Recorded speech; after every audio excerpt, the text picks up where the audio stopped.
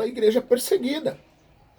A gente tem, pelo planeta fora aí, irmãos, milhões de crentes que eles se reúnem em tavernas, se reúnem escondidos, que eles não podem professar a sua fé, que eles têm códigos para um saber se o outro é crente ou não.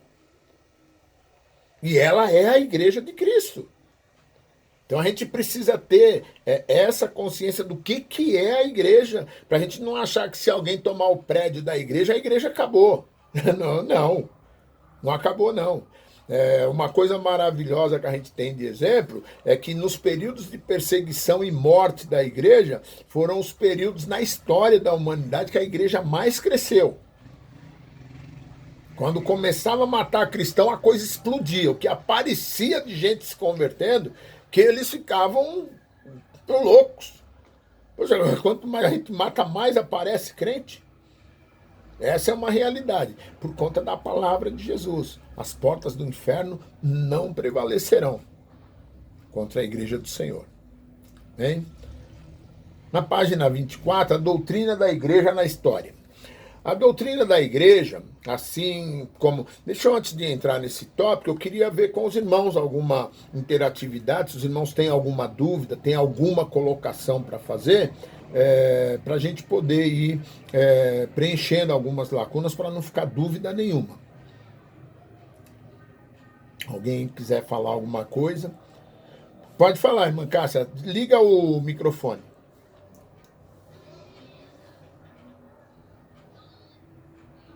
Ô, pastor, não, da minha parte está tranquilo por enquanto. Amém. Pastor Rubens, tá indo bem? Então tá ótimo. Então vamos prosseguir. Na página 23, a doutrina da igreja na história. A doutrina da igreja, assim como as demais doutrinas do cristianismo, foram desenvolvidas com o passar do tempo. À medida em que a igreja ia amadurecendo e surgindo dificuldades, ela desenvolvia princípios e práticas que deram sustentação à organização institucional, ou seja, a igreja organismo. Isso, a igreja organização, perdão. Evidentemente, não estamos falando da instituição divina fundada por Jesus. Essa, como ele mesmo disse, é indestrutível e está fundamentada na sua palavra. No entanto, a organização, a igreja, a organização institucional, ainda que baseada na inspiração do Espírito Santo, é humana e precisa de normas para se manter socialmente. Vejamos o desenvolvimento doutrinário na história. Então, antes da reforma protestante, período patrístico. Algum dos irmãos saberia dizer o que é o período patrístico? Tem alguma noção, alguma ideia? Ou não? Não há ideia. Bom, o período patrístico, ele se inicia com a morte de todos os apóstolos. Tá? Nós tivemos o último apóstolo vivo, foi João. João foi o único que morreu de idade, os outros todos eles foram sacrificados pelo amor do evangelho, tá? E João foi o último. Após esses apóstolos que foram os que deram início à igreja de Jesus, começa o período patrístico. Quem é esse período patrístico? É a continuação da igreja com os homens que congregaram com os apóstolos. Talvez quando começou a igreja, né, alguns desses homens do período patrístico eram crianças que estavam na igreja e foram crescendo e ouviram os apóstolos, aprenderam as coisas com os apóstolos. Após a morte dos apóstolos, eles continuaram a igreja. Então, essa liderança que substituiu os apóstolos é a liderança dos pais da igreja. Tá? Então nós temos aí, a gente poderia colocar o período apostólico e o período patrístico como os pais da igreja que substituíram os apóstolos. Eles deram continuidade. Esse período é o período patrístico. Com a morte dos apóstolos e de todos os líderes que os sucederam, e com a expansão numérica e territorial, a igreja sentiu a necessidade de se tornar uma instituição externa, governada por um bispo.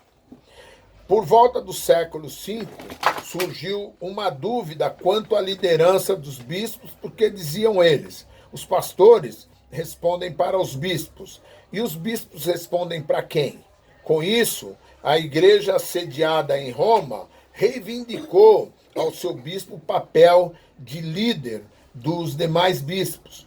Com a força política que possuíam, eles ganharam o direito de ter em Roma o bispo dos bispos, que passou a ser chamado de Papa, do latim papai. A expansão da igreja trouxe consigo o surgimento de doutrinas que não condiziam com as doutrinas dos apóstolos. Dentre elas estavam os adeptos do montanismo, novacionismo, donatismo, que a gente vai tratar um pouco mais para frente dessas correntes que divergiam do conteúdo integral da palavra. Amém? Na Idade Média, a tese de Agostinho quanto à identidade da Igreja Católica Romana com o Reino de Deus foi desenvolvida.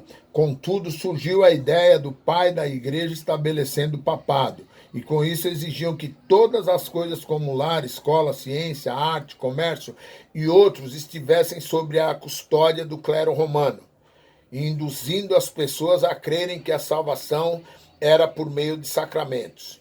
Com o tempo, a secularização da igreja desembocou na degradação. Nesse período da história, surgiram outras diversas doutrinas que seguem a Igreja Católica até os dias de hoje. Por exemplo, a infalibilidade papal, a transubstanciação dos elementos da Eucaristia, da Santa Ceia, a veneração de santos, o Papa como representante de Deus na Terra e etc. A reforma. Os princípios da unidade da igreja, a comunhão espiritual dos que creem em Cristo, em Jesus Cristo, foram restabelecidas. A separação do Estado e igreja, a defesa das doutrinas bíblicas do cristianismo, como a exposição da palavra e a administração dos sacramentos e a fiel execução da disciplina. A Bíblia passou a ocupar um lugar de destaque dentro do cristianismo, obrigando os clérigos católicos a reverem suas doutrinas e promoverem uma reforma dentro da Santa Sé. A base da reforma foi o resgate das verdades. Período contemporâneo. Depois do século XVIII, no período do racionalismo, a igreja encontrou dificuldades em manter a fé e o entusiasmo dos fiéis, o que contribuiu para o fracasso do cristianismo na Europa. No fim do século XIX, surgiu nos Estados Unidos um movimento pentecostal, influenciado pelos avivalistas europeus, principalmente os metodistas, que tinham nas doutrinas arminianas a sua principal fonte de inspiração, que foram para a América transformá-la na Canaã terrestre. Os pentecostais se espalharam pelo mundo e se transformaram, principalmente nos países do terceiro mundo, países pobres, numa das maiores forças religiosas da atualidade. Inovaram na liturgia, na metodologia de proselitismo, na agregação de pobres e incultos, no sistema de governo e, por fim, serviram de berço para o mais recente e explosivo movimento religioso dos últimos séculos, os neopentecostais. Os neopentecostais são filhos dos pentecostais, assim como estes últimos os são dos protestantes históricos. Tem como diferencial dos pentecostais, principalmente a forte influência do positivismo oriental e a fé de resultados, usadas pelo mundo empresarial oriundas da América do Norte e seu capitalismo, onde o indivíduo vale pelo que tem e não pelo que é.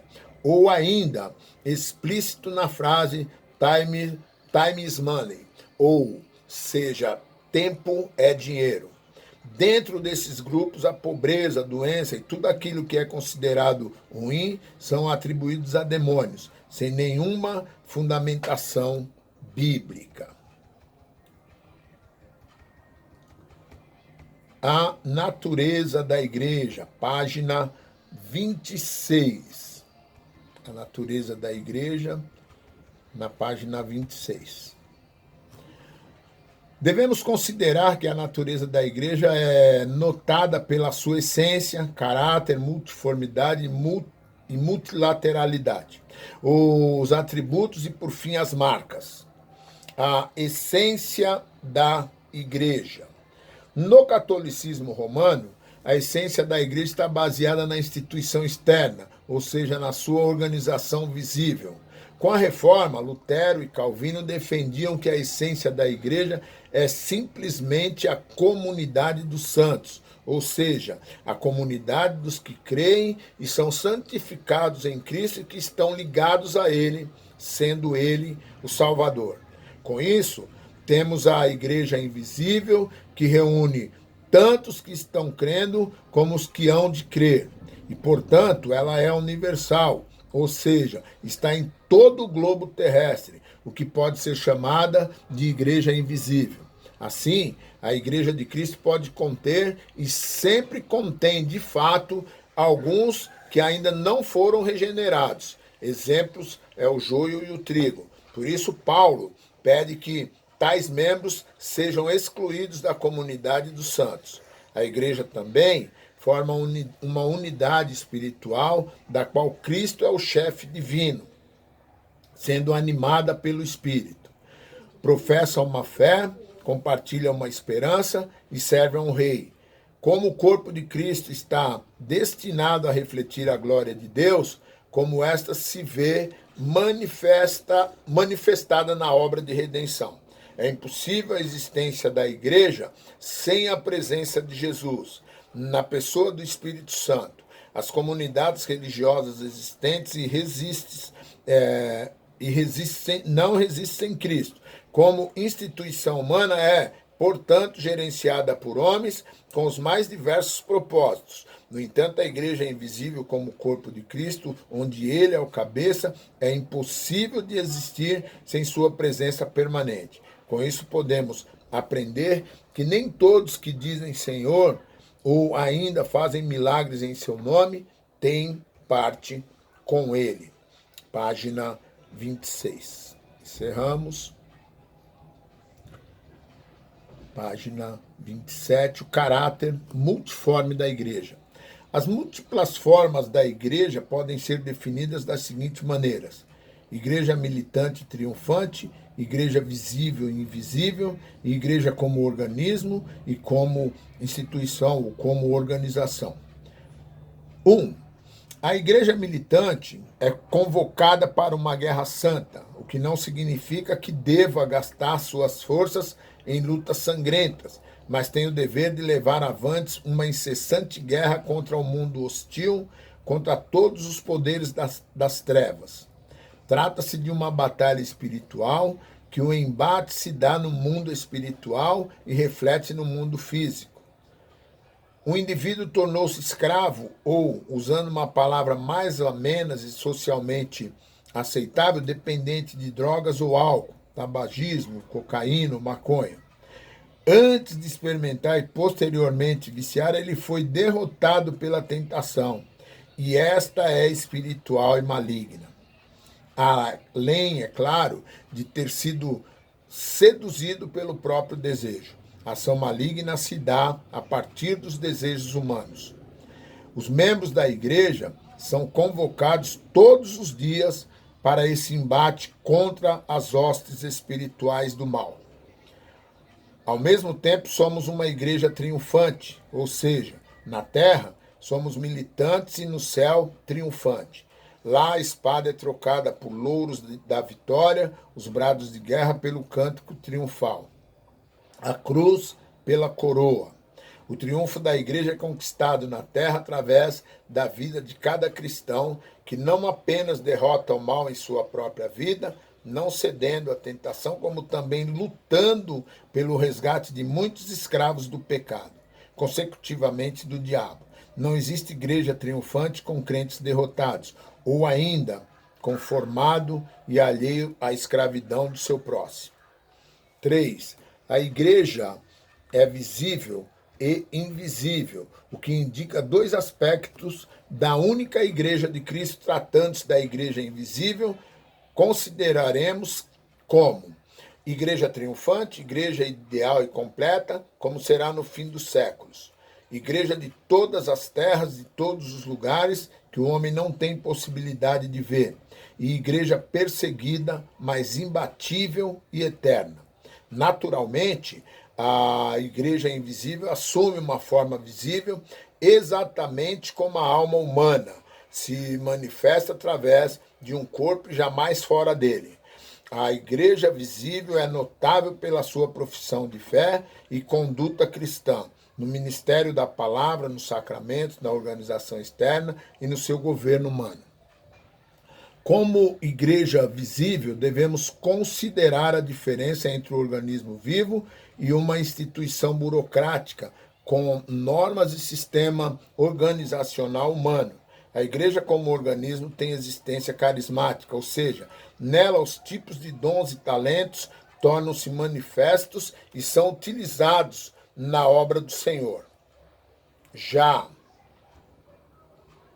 como instituição, existe numa forma funcional, por meio dos ofícios e meios que Deus instituiu para o bom funcionamento e organização da mesma na esfera humana.